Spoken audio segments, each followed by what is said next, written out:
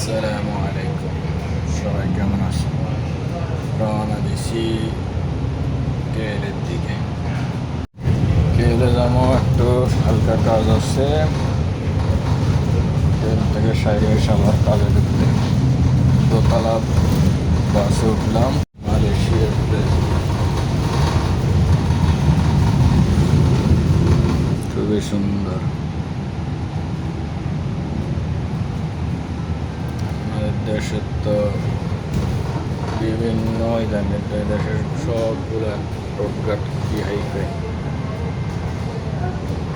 আজকে মোটর চালায় যেতাম, কিন্তু আমার শরীরটা তো বেশি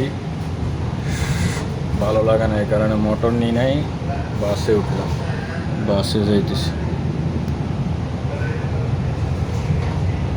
তো গাইস, ঠিক আছে, ভালো থাকেন, আল্লাহ হাফেজ। ইনশাল্লাহ কেলের থেকে আসলে দেখা